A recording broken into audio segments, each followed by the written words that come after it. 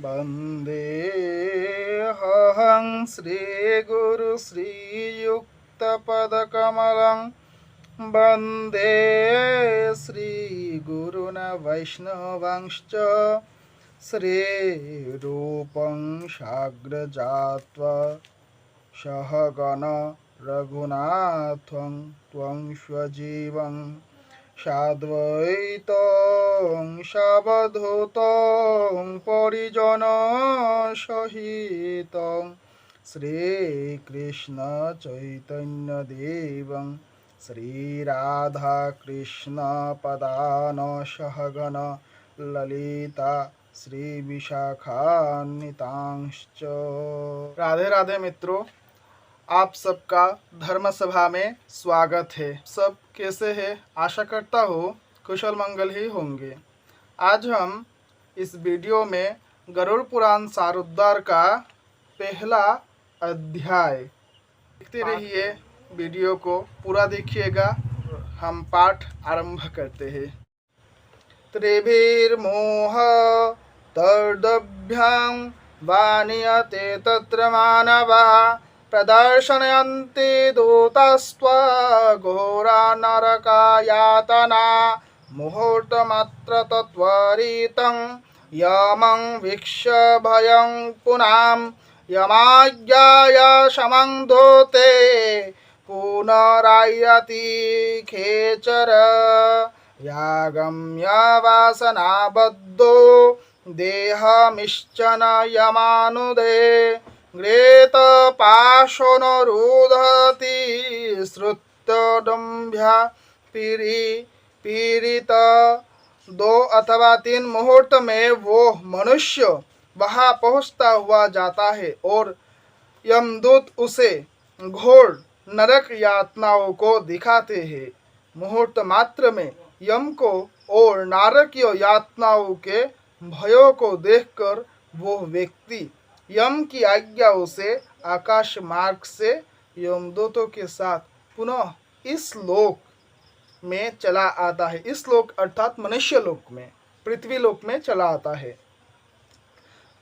मनुष्य लोक में आकर अनादि वासनाओं से बद्ध वह जीव देह में प्रविष्ट होने की इच्छा रखता है, किंतु यमदूतों द्वारा पकड़कर पाश में बांध दिए जाने से भूख और प्यास से अत्यंत पीड़ित होकर रोता है। घोरं ते पिंड सूत्यर्दंत दानं चातुरकालिकं तथापि नास्तिक शताक्ष तृप्तिं जाति न पातकी पापिनां नोपतिष्ठन्ति दानं श्राद्धं जलाञ्जलि तथा श्रोदयाचुरायान्ति पिण्डदानं भुजौ पीतो भवन्ति प्रेतरूपास्ते पिण्डदान विवर्जिता आकल्पो निर्जना रान्य भ्रमन्ति बहुदुःखिता।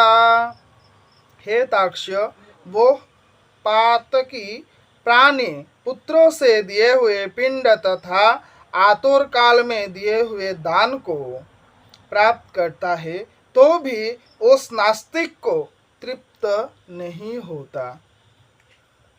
पुत्रादि के द्वारा पापियों के उद्देश्य से किए गए श्राद्ध, दान तथा जलांजलि उनके पास ठहरती नहीं। अतः पिंडदान का भोग करने पर भी वे क्षुधा से व्याकुल होकर यम मार्ग में जाता है। जिनका पिंडदान नहीं होता वे प्रेत रूप में होकर कल्प पर्यंत निर्जन वन में बहुत दुखी होकर भ्रमण करते हैं। नाभोक्त श्रियते कर्म कल्पकोटे शातौरपि अभोक्त यातनायन्तोर्मानुश्च लभते न हे अतो ददात सुतपिण्ड दानादीनेषु दशाच्युतिजा प्रत्याहतो विभाजन्ते चतुर्भुग्य खगोत्तमं भाग्ययोदं तु देहस्य पुष्टिदं भूत पंचके तृतीयं यमदूतानां चतुर्थ सोपजीवते होरत्रोश्च नवभि प्रेतपिण्डमवापन्नयात् जन्तुर्निष्णन्न देहश्च दशामे बलमापन्नयात् दग्धे देहे पुनर्देहे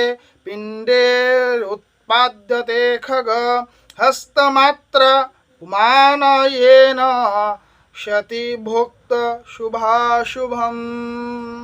सैकड़ों करोड़ कल्प बीत जाने पर भी बिना भोग किए कर्म फल का नाश नहीं होता और जब तक वह पापी जीव यातनाओं का भोग नहीं कर लेता तब तक उसे मनुष्य शरीर भी प्राप्त नहीं होता।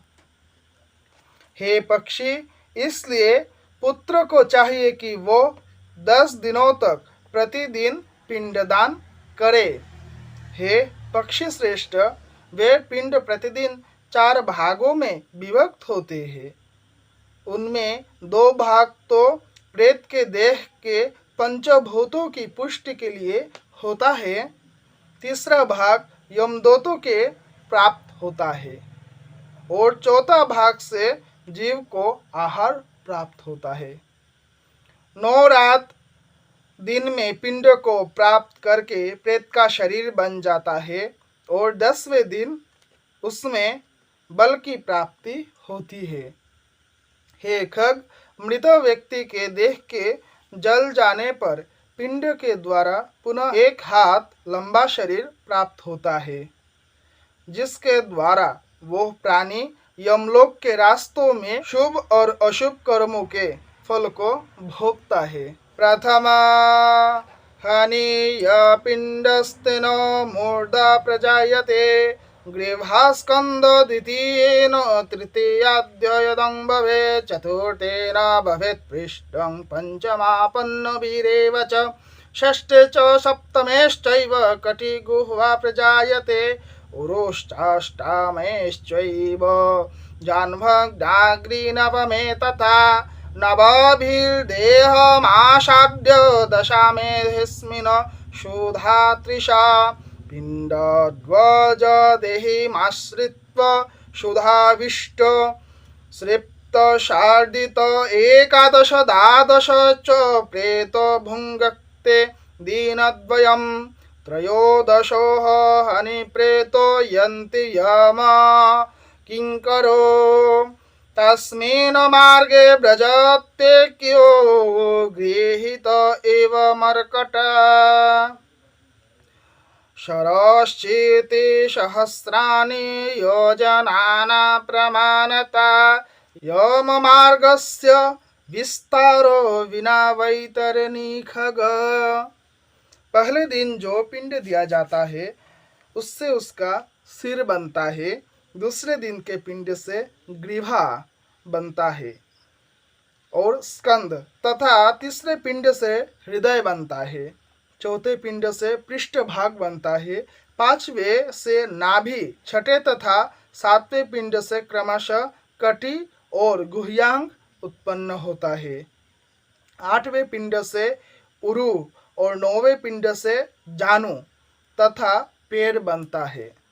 इस प्रकार 9 पिंड से देह को प्राप्त करके 10वें पिंड से उसकी क्षुधा और तृष्णा, भूख प्यास ये दोनों जागृत होता है।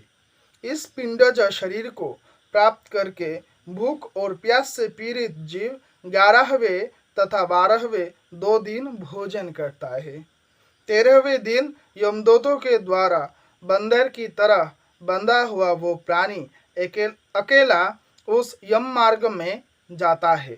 हे खग, मार्ग में मिलने वाली वैतरणी को छोड़कर यम लोक के मार्ग की दूरी का प्रमाण 86,000 योजन है। अहन्याहनि वै प्रेतो योजनानां शतद्वयं चत्वारिंशत् तथा सत्व दिवारात्रो न गच्छति अतीत्य क्रमशो मार्गे पुराणिमानि षोडश प्रयाति धर्मराजस्य भवनं पातकीजन सम्य सौरिपुरं नगेन्द्रभवनं गन्धर्वशल्यमौ क्रौञ्च क्रूरपुरं विचित्रभवनं भव्यपदं दुःखदं नानाक्रन्दपुरं श्रुतप्तभवनं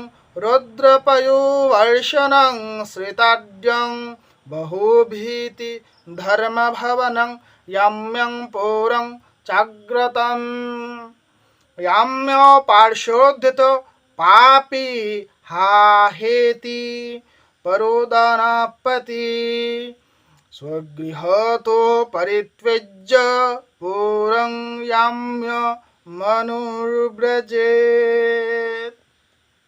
एते गरुडपुराणे श्रावद्वारे पापी नैमिकामोऽस्मिकदो खनारूपन्न नाम प्रथमध्यायः। अर्थात वह प्रेत प्रतिदिन रात दिन में 247 योजन चलता है। मार्ग में आए हुए इन 16 पुरों अर्थात नगरों को पार करके पातकी व्यक्ति धर्मराज के भवन में जाता है। अब वो 16 पुर क्या क्या है हम श्रवण करते हैं। प्रथम सम्यपुर, द्वितीय सौरीपुर, तृतीय नागेंद्र भवन, चतुर्थ गंधर्वपुर, पंचमम शौलागम, षष्ठ क्रौंचपुर, सप्तम क्रोरपुर, अष्टम विचित्र भवन, नवम वाह्यपदपुर, दशम दुखदपुर, एकादश नानाक्रंदपुर, द्वादश सप्तभवन, त्रयोदश रुद्रपुर, चतुर्दश पयोवर्षानपुर, पंचदश सीताढ्यपुर तथा षष्ठदश बाहुभीतिपुर को पार करके इनके आगे यमपुरों में धर्मराज का भवन स्थित है। यमराज के दूतों के पाशों से बंधा हुआ पापी जीव रास्ते भर हाहाकार करता रोता हुआ अपने घर को छोड़ करके यमपुरी को जाता है।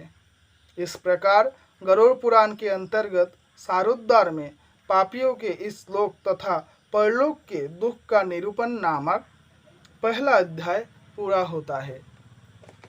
तो मित्रों, हम गरुड़ पुराण सारोद्धार का पहला अध्याय श्रवण किए हैं। तो आज तक इतना ही। अगर वीडियो अच्छा लगा तो सब्सक्राइब कीजिए, साथ में बेल आइकन को दबाइए, लाइक कीजिए, शेयर कीजिए। अगर कुछ भूल भ्रांति हुई हो तो कमेंट करके बोलिएगा। कुछ भूल भ्रांति हुई हो तो मुझे क्षमा कीजिएगा। यह अधम शास्त्र पाठ करने का योग्य नहीं है, फिर भी चेष्टा कर रहा है। आप लोगों का समर्थन मिले तो मुझे बहुत उत्साह मिलेगा। तो आज तक इतना ही। राधे राधे।